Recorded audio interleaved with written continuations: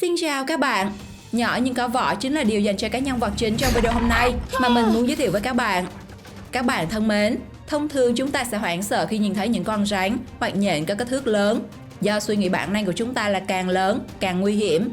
Tuy nhiên trên thực tế, có lẽ chúng ta nên đề phòng những loài vật nhỏ bé trong danh sách hôm nay. Những loài vật này tuy có kích thước nhỏ, nhưng chúng có thể giết chết bạn chỉ trong vài giây bởi chất độc cực kỳ nguy hiểm mà chúng mang trong mình. Hôm nay hãy cùng mình khám phá 8 con bọ có thể giết chúng ta trong 1 giây nếu lỡ chạm vào nhé. 8. Nhện góa phủ đen. Với nhiều người, nhện là nỗi khiếp sợ kinh hoàng và họ có thể đứng hình toàn tập mỗi khi phát hiện chúng đang bò từ xa. Không chỉ sở hữu thân hình to bự, cùng bộ chân gớm ghiếc, nhiều lông lá, có vô số phân loài nhện còn mang trên mình nọc độc cực mạnh, cũng như tập tính cực thô bạo nữa. Và nhện góa phủ đen là một minh chứng điển hình khi sở hữu độ khủng về độ tàn nhẫn cũng như nọc độc kinh hoàng. Ít ai ngờ, mặc dù thân hình chỉ nhỉnh hơn chiếc kẹp giấy thôi, nhưng cô nhện góa phủ đen này có thói quen hạ sát Đức Lăng Quân ngay sau khi mặn nồng. Còn nọc độc ư? Chúng cực kỳ nguy hiểm, mạnh gấp 15 lần rắn đuôi chuông đấy. Biết rằng nọc độc của rắn đuôi chuông có thể hạ gục 100 người trong nháy mắt. Vậy thì bạn đã tưởng tượng ra nọc của nhện góa phủ đen như thế nào chưa? Nếu chẳng may gặp nhện góa phủ đen thì các bạn làm gì? Hãy gọi SOS nhé. Bởi chỉ với một vết cắn cũng đủ khiến cho nạn nhân phải chịu đau đớn kinh khủng sau vài giây, và đi kèm là các triệu chứng bị chuột rút dữ dội, mồ hôi chảy không kiểm soát, khó thở, suy tim.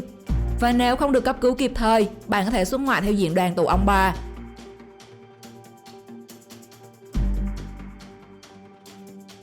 7.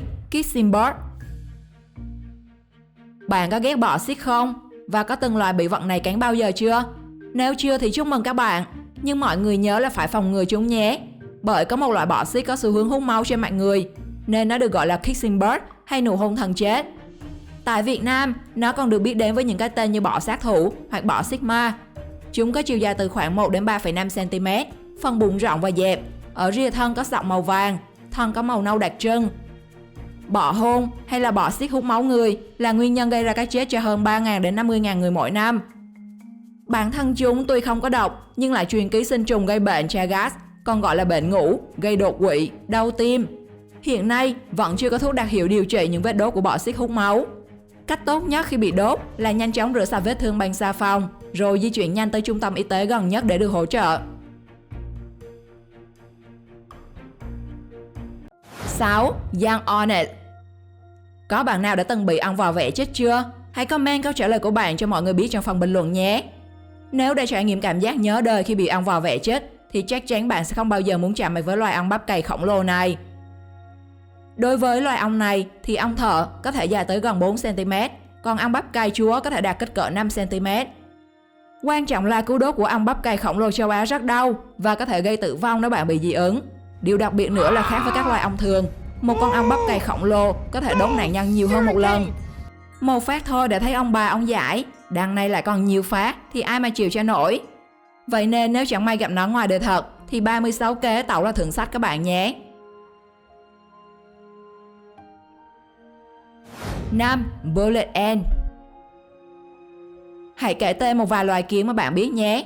Để xem trong danh sách có loài kiến đạn mà mình sẽ giới thiệu ngay đây không nhé. Kiến đạn có hai màu đỏ hoặc đen với kích thước tương đối lớn. Một con kiến đạn có chiều dài trung bình từ 1,8 đến 3 cm và có vẻ ngoài dễ khiến người ta liên tưởng đến loài ong bắp cày nguy hiểm. Vết cắn của kiến đạn sẽ đi cùng với một loại nọc độc mà theo thống kê từ các nạn nhân, nọc độc kiến đạn còn gây ra sự đau đớn kinh khủng hơn cả nọc độc của ong bắp cày ký sinh Tarantula hawk, loài ong có vết đốt cho cảm giác như sốc điện. Nọc độc của kiến đạn có thể gây co giật, toát mồ hôi, thậm chí tác động đến hệ thần kinh. Vì thế chỉ cần vài vết cắn, nạn nhân có thể bất tỉnh nhân sự. Cơn đau thường kéo dài liên tục trong 24 giờ và được các nạn nhân mô tả là quãng thời gian thế giới không còn gì khác ngoài đau đớn.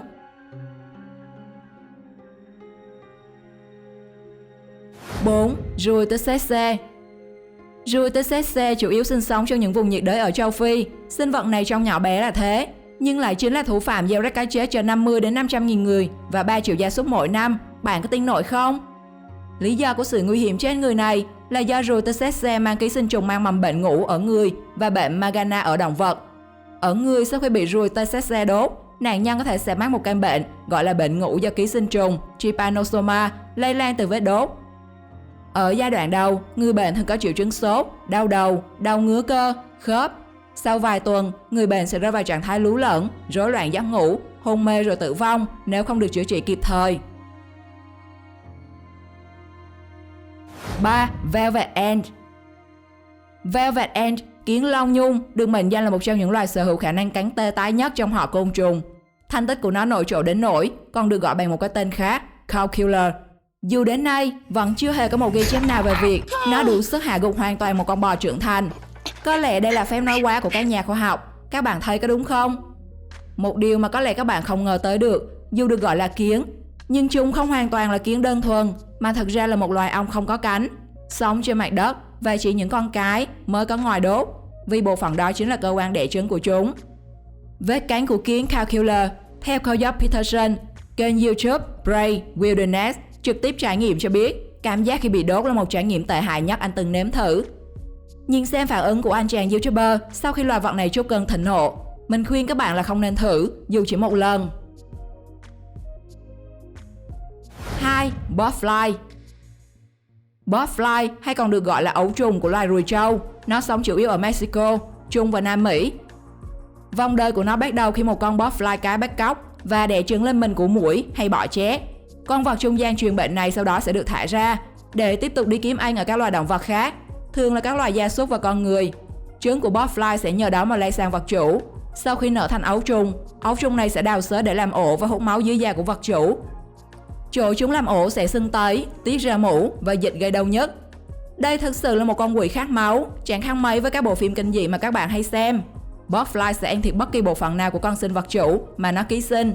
Đặc biệt khi ấu trùng này phát triển trong não, thì đơn giản đây là một thảm họa và cái kết chết là cái chắc.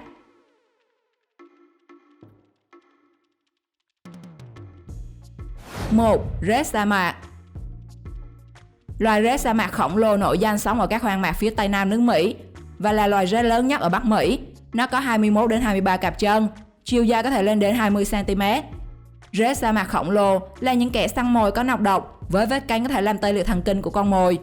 Với một người bình thường sẽ vô cùng đau khổ trong ít nhất 5 tiếng đồng hồ sau khi bị nó cắn. Và chủ kênh YouTube Brave Wilderness đã có một trải nghiệm sống không bằng chết khi lấy thân mình làm vật thử nghiệm độ đáng sợ của con rết sa mạc. Koyop cho biết vết cánh của sinh vật này thậm chí còn đáng sợ hơn vết cánh của rắn đuôi chuông. Nó đau đớn tới mức anh đã phải yêu cầu người quay camera tắt máy. Điều mà anh chưa từng phải làm trong các trải nghiệm trước đó. Vậy nên chúng ta không được bắt chước anh chàng này dưới mọi hình thức nhé. Bạn cảm thấy loài vật nào đáng sợ nhất và vì sao? Hãy comment cho phần bình luận cho mình biết nhé. Xin chào và hẹn gặp lại các bạn trong những video tiếp theo.